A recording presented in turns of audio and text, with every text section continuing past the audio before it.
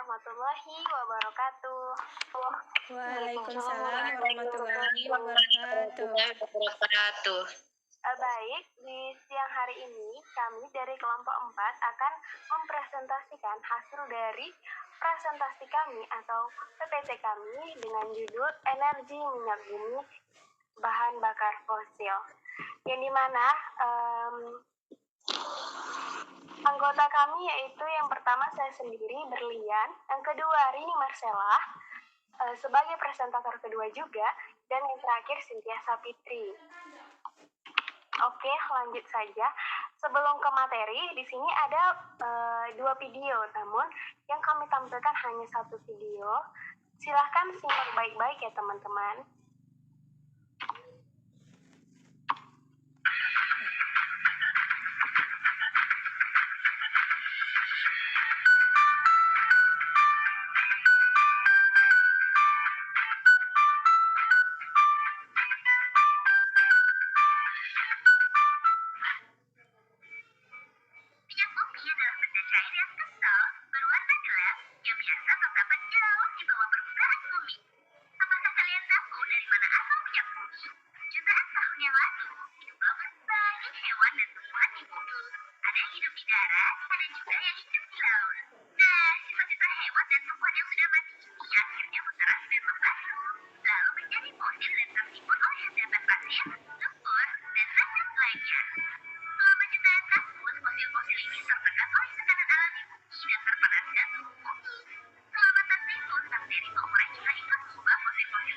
Oh lah ile, Cynthia tak bergabung lah.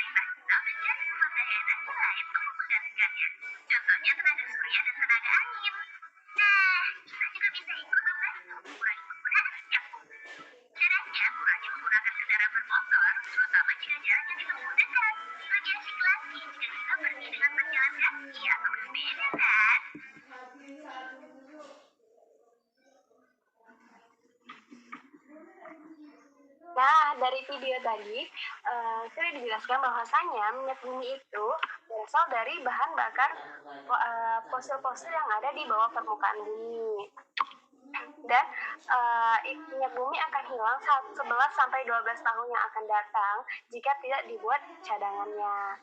Untuk menguranginya itu dengan mengurangi bahan bakar atau penggunaan dalam transportasi. Lanjut saja ke latar belakang, di mana dengan pertumbuhan ekonomi sebesar 6-7% saat ini, Indonesia menjadi salah satu negara dengan potensi ekonomi yang cukup kuat di Asia. Terlebih lagi, pada tahun-tahun terakhir ini, di tengah krisis global yang melanda dunia, Indonesia masih mampu tumbuh secara ekonomi. Namun demikian, sebenarnya potensi ekonomi Indonesia masih bertumpu pada tingkat konsumsi dalam negeri yang tinggi. Sementara tingkat produktivitas Indonesia masih belum kuat yang ditandai dengan lemahnya daya saing dibandingkan dengan negara lainnya atau sekitarnya. Lanjut ke rumusan masalah. Apa sih rumusan masalahnya? Agar pembahasan terlebih terfokus, maka ruang lingkup permasalahan yang dibahas pada makalah ini atau PPT ini yaitu yang pertama, Apakah definisi dari bahan bakar fosil? Yang kedua, apa saja jenis bahan bakar fosil? Yang ketiga, bagaimana proses pembentukan bahan bakar fosil? Yang keempat, apa saja kegunaan dan fungsi bahan bakar fosil? Dan yang kelima, apa saja kelebihan dan kekurangan dari penggunaan bahan bakar fosil? Nah, tujuannya kali ini adalah untuk mengetahui informasi bahan bakar fosil, jenis bahan bakar fosil, proses pembentukan bahan bakar fosil, kegunaan dan fungsi bahan bakar fosil, serta kelebihan dan kekurangan dari penggunaan bahan bakar fosil. Manfaatnya yaitu sebagai bahan pembangkit listrik. Minyak bumi juga banyak dimanfaatkan sebagai gas cair seperti gas LPG. Manfaat minyak bumi juga bisa mendukung industri petrokimia seperti pupuk urea, serat pakaian, kosmetik, cat, lilin, hingga karet nilon. Di bab kedua yaitu landasan teori. Landasan religinya itu melalui Quran Surah Al-Isra ayat 49 yang memiliki arti. Dan mereka berkata, apabila kami telah menjadi tulang belulang dan benda-benda yang hancur, apakah kami benar-benar akan dibangkitkan sebagai makhluk yang baru? Selanjutnya, Quran Surat Al-Isra ayat 50, yang dimana memiliki arti, katakanlah wahai Muhammad, jadikanlah kamu batu atau besi. Dan yang terakhir, Quran Surah Al-Isra ayat 51 yang memiliki arti, atau menjadi makhluk yang besar yang tidak mungkin hidup kembali. Menurut pikiranmu, maka mereka bertanya, siapa yang akan menghidupkan kami kembali? Katakanlah, yang telah menciptakan kamu pertama kali. Lalu, mereka akan berkata, atau menggeleng-gelengkan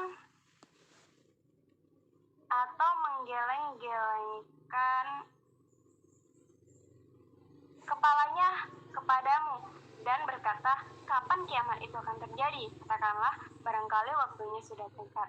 Nah, ayat-ayat ini menjelaskan bahwa manusia akan dibangkitkan pada hari kebangkitan, dan meski tubuhnya telah hancur tercerai-berai, Allah juga menegaskan bahwa meski tubuh manusia sudah berubah menjadi fosil atau batu atau besi sekalipun, Allah tetap bisa berkuasa untuk membangkitkan mereka.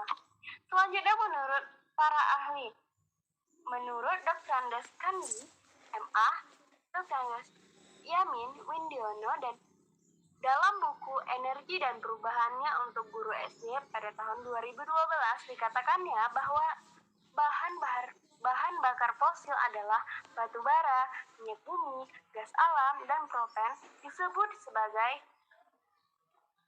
bahan bakar fosil karena dibentuk dari sisa-sisa binatang dan tumbuhan yang hidup jutaan tahun yang lalu. Uranium adalah bahan bakar berbentuk padat, tetapi uranium tidak termasuk bahan bakar fosil. Pada saat ini, minyak dan batu bara merupakan sumber energi yang paling banyak digunakan untuk keperluan hidup manusia. Selanjutnya, bab 3 pembahasan yang akan dibacakan oleh rekan saya Rini Marcella. Kepada Rini Marcella dipersilahkan. Terima kasih kepada moderator. Baiklah, di sini saya akan melanjutkan presentasi dari rekan saya Berlian, yaitu tentang pembahasan A. Pengertian bahan bakar fosil. Bahan bakar fosil atau bahan bakar mineral adalah sumber daya alam yang mengandung hidrokarbon seperti batu bara, minyak bumi, dan gas alam. Bahan bakar fosil terbentuk karena adanya proses alamiah berupa pembusukan dari organisme yang mati ratusan juta tahun lalu. Bahan bakar fosil seperti minyak bumi dan gas alam berasal dari organisme laut, yaitu jasad renik atau mikroba seperti ganggang, alga, diatom, zooplankton, dan lain-lain, yang mati dan mengendap di lapisan sedimen dasar laut. Endapan ini lantas terbawa ke dasar kerak bumi melalui gerak lempeng yang disebut penunjaman. Setelah melalui tekanan dan suhu ekstrem selama berjuta-juta tahun, fosil mereka akhirnya berubah menjadi substansi berminyak yang bisa dimanfaatkan. Tidak semua makhluk hidup atau tumbuhan akan menjadi bahan bakar fosil, sedangkan bahan bakar fosil seperti batu bara berasal dari vegetasi tanaman rawa, dari hutan periode Devonian dan Karboniferus yang menjadi gambut kemudian tertimbun jutaan tahun hingga menjadi batu bara. B. Jenis bahan bakar fosil. Ada 3 jenis bahan bakar fosil dan ketiganya memiliki bentuk yang berbeda, yaitu 1. Batu bara memiliki wujud padat. Batu bara adalah batuan sedimen yang dapat terbakar, terbentuk dan endapan organik dan melalui proses pembatubaraan. Unsur utama dari batu bara adalah karbon, hidrogen, dan oksigen.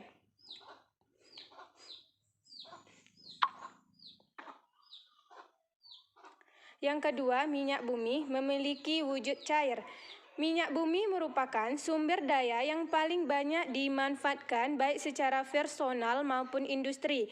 Minyak bumi yang masih dalam kondisi mentah akan melalui beberapa tahap pengolahan hingga akhirnya menjadi produk jadi dan siap digunakan. 3. Gas bumi memiliki wujud gas. Gas alam merupakan bahan bakar fosil berbentuk gas. Gas alam merupakan campuran hidrokarbon yang mempunyai daya kembang besar, daya tekan tinggi, berat jenis spesifik yang rendah, dan dengan alam bentuk gas.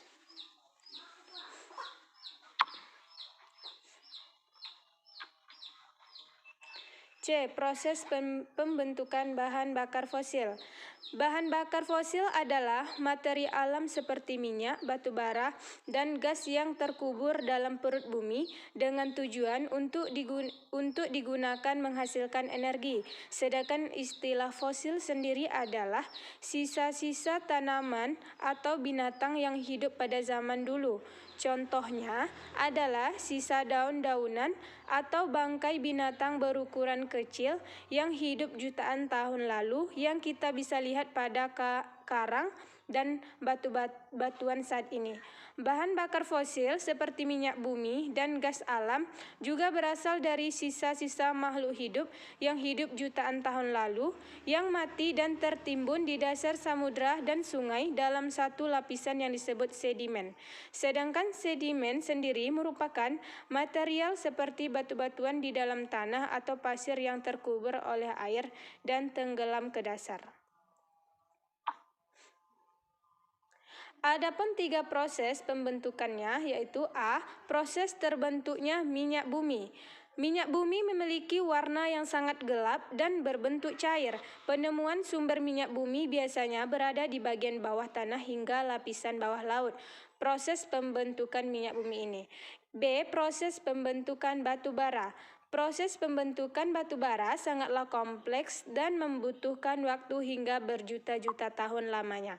Batu bara terbentuk dari sisa-sisa tumbuhan purba yang kemudian mengendap selama berjuta-juta tahun dan mengalami proses pembatubaraan di bawah pengaruh fisika, kimia, maupun geologi. Oleh karena itu, batu bara termasuk dalam kategori bahan bakar fosil. C. Proses terbentuknya gas alam. Bahan utama atau komposisi utama gas alam ialah mentana, sisanya itu ialah entana 7%, propana 6%, dan butana 4%, isobutana, dan sisanya pentana. Selain dari komposisi tersebut, gas alam ini dapat juga mengandung helium, nitrogen, karbon dioksida, serta juga karbon-karbon lainnya. 1. Proses biologis. Pada proses awal, gas alam terbentuk dari hasil dekomposisi zat organik oleh mikrob anaerobik. 2. Proses termal. Pada kedalaman 4.880 meter, minyak bumi menjadi tidak stabil sehingga produk utama hidrokarbon menjadi gas metan. Kegunaan dan fungsi bahan bakar fosil. 1. Bahan bakar kereta api. Sekarang mungkin sudah sangat jarang kereta yang menggunakan batu bara sebagai bahan bakar. Tapi untuk generasi milenial sekarang, Anda wajib tahu bahwa batu bara berperan besar dalam menggerakkan moda transportasi massal kereta api pada zaman dulu. Alasan penggunaan batu bara adalah karena harganya yang relatif murah dan hemat dalam pembakaran. 2. Sebagai pembangkit listrik. Bagi sobat-sobat yang tinggal di sekitar danau atau bendungan tentu lebih mengenal nama PLTA, pembangkit listrik tenaga air. Namun ternyata pembangkit listrik itu banyak macamnya, salah satunya adalah batu bara ini. 3. Penghasil produk gas. Batu bara memang menghasilkan gas secara langsung dengan sebuah teknologi canggih. Gas yang dihasilkan batu bara tersebut disedot dan diolah lagi menjadi bahan bakar dan produk gas hidrogen dan solar. 4. Bahan pembuat pupuk. Bagi Anda yang berprofesi sebagai petani atau punya keluarga seorang petani, sepertinya patut memberikan informasi berikut ini. Sisa pembakaran dari batu bara bisa diolah menjadi pupuk pertanian yang menyuburkan tanaman. 5. Bahan pembuat plastik. Plastik merupakan benda yang selalu bersentuhan dengan kita sehari-hari. Hampir semua kebutuhan kita menggunakan plastik. Tapi tahukah Anda ternyata batu bara memiliki peran penting dalam produksi plastik? 6. Sebagai bahan bakar. Minyak bumi yang masih mentah memang tidak dapat digunakan secara langsung dan sangat berbahaya. 7. Sumber gas cair. Produk yang sering kita gunakan untuk kebutuhan dapur adalah seperti gas cair atau yang lebih sering kita kenal dengan nama LPG, juga didapatkan dari hasil pengolahan minyak bumi selain dari manfaat gas alam. 8. Industri kimia. 9. Sumber produksi polimer. 10. Produksi bahan serat. 11. Sumber bahan poliuretan.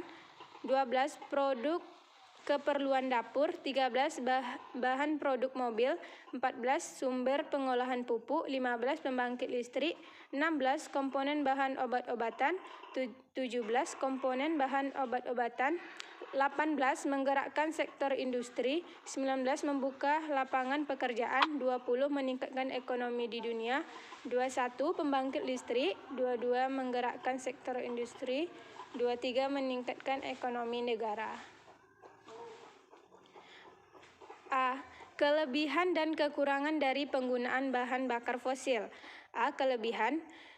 Pertama, dapat dinikmati untuk kesejahteraan rakyat, yaitu penggunaan bahan bakar fosil dapat menghasilkan listrik dalam jumlah yang sangat besar dan merata pada sebuah lokasi atau wilayah yang diinginkan. 2. Relatif lebih mudah untuk ditemukan dalam keadaan terdesak karena saat ini ketersediaan bahan bakar fosil sudah dapat dijumpai di berbagai wilayah dengan jarak yang tidak terlalu jauh antara lokasi tempat yang menyediakan bahan bakar fosil, misalnya bensin dengan bahan bakar fosil selanjutnya.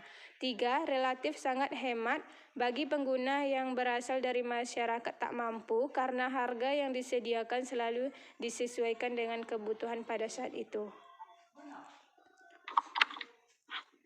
Lanjut B. Kekurangan. Pertama, meningkatkan polusi berupa racun dalam udara atau radikal bebas. Yang kedua, menyebabkan hujan asam. Yang ketiga, menyebabkan pencemaran lingkungan tanah dan air. Yang keempat, persediaan yang semakin menipis. Yang kelima, meningkatkan efek rumah kaca dan mengakibatkan pemanasan global. Nah, itu hasil dari pembahasan kami. Selanjutnya, kami akan membuka dua pertanyaan bagi teman-teman yang ingin bertanya, kami persilahkan.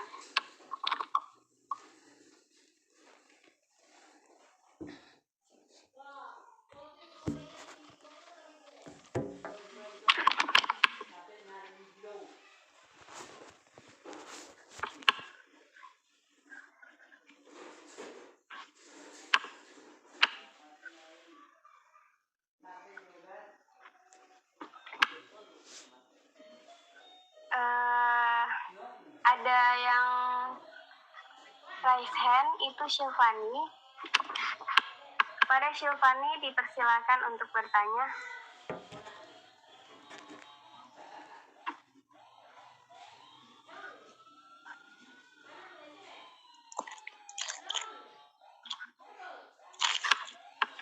Baik, saya perwakilan dari kelompok 6 izin bertanya kepada kelompok penyaji. Yang pertanyaannya itu, mengapa untuk mengurangi pemanasan global kita harus mengurangi ketergantungan pada bahan bakar fosil tersebut? Sekian. Gimana?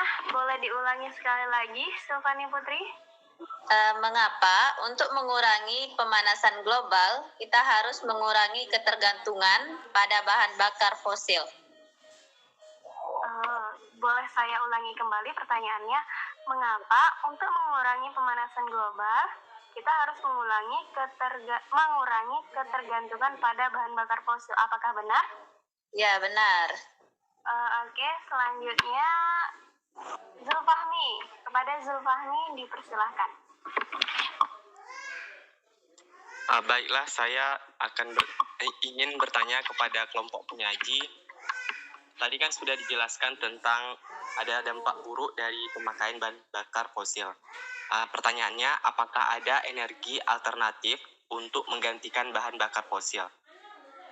Oke, saya ulangi kembali ya pertanyaannya.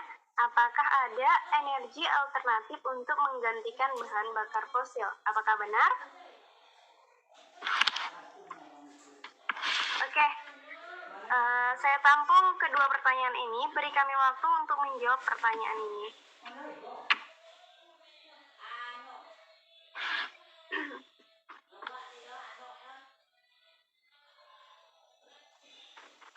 Baik, pertanyaannya akan dijawab oleh Rini Marcella. Kepada Rini Marcella dipersilakan. Baiklah, di sini saya akan menjawab pertanyaan dari Syilfani.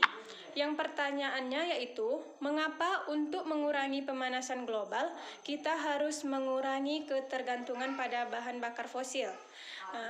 Jawabannya, hal ini karena penggunaan bahan bakar fosil membuat semakin meningkatnya pelepasan gas karbon dioksida hasil pembakaran ke atmosfer sehingga dapat mengakibatkan terjadinya efek rumah kaca ketika kadar gas efek rumah kaca berlebihan di atmosfer.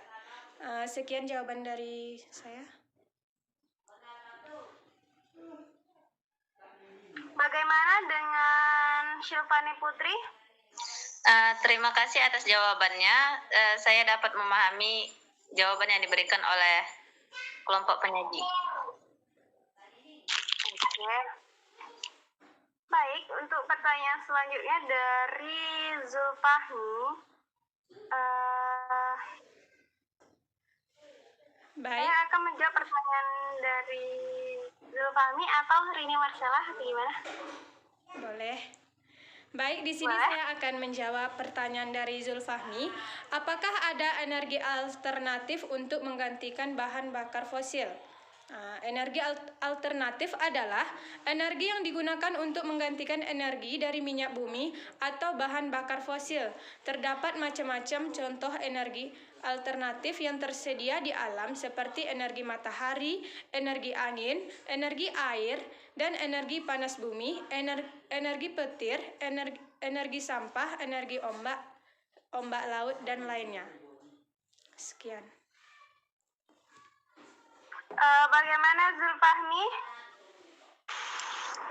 Terima kasih kepada tim penyaji dan saya dapat memahami jawaban dari tim penyaji. Baik. Sebentar. Cynthia Sapitri, apakah ada yang mau ditanyakan kepada kelompok yang lain?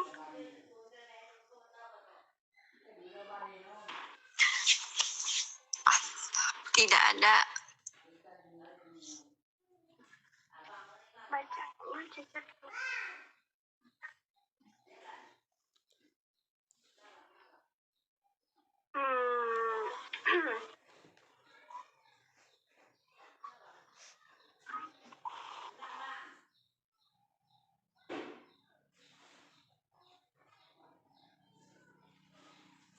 Baik, jika tidak ada,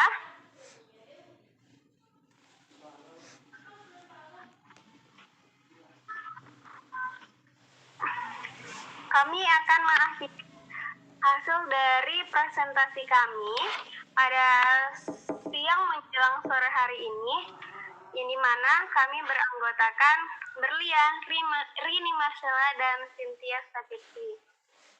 Kepada rekan-rekan yang berkesempatan untuk memasukin Gimit ini, kami ucapkan terima kasih, dan kepada kelompok-kelompok yang sudah bertanya, kami ucapkan terima kasih juga. Apabila kami ada salah, kami mohon maaf. Wabillahi taufiq wal hidayah. Assalamualaikum warahmatullahi wabarakatuh. Waalaikumsalam warahmatullahi wabarakatuh.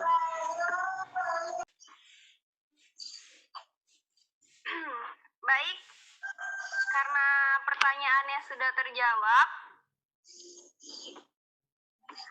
lanjut kepada kesimpulan yang akan dibacakan oleh Cynthia Sapitri. Kepada Cynthia Sapitri dipersilakan.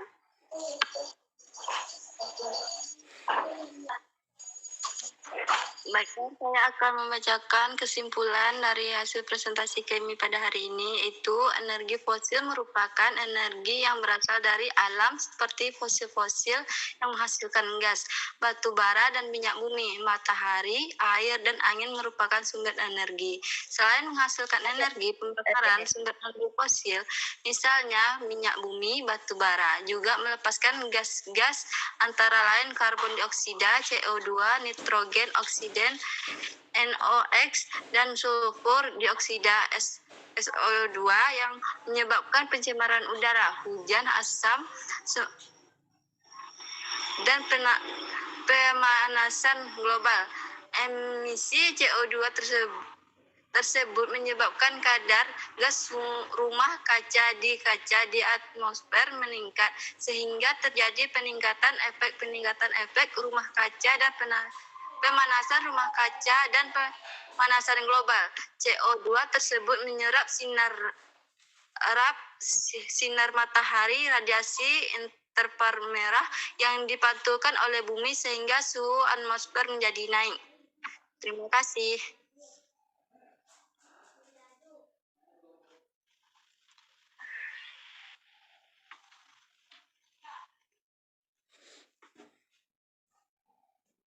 Itulah hasil dari kesimpulan PPT kami.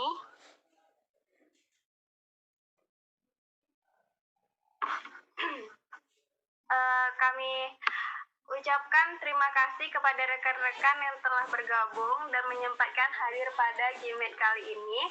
Kami dari kelompok penyaji yang beranggotakan Berlian, Rini Marcella, dan Cynthia Sapitri mohon undur diri dan mengucapkan terima kasih. Assalamualaikum warahmatullahi wabarakatuh. Waalaikumsalam warahmatullahi wabarakatuh. Waalaikumsalam warahmatullahi wabarakatuh.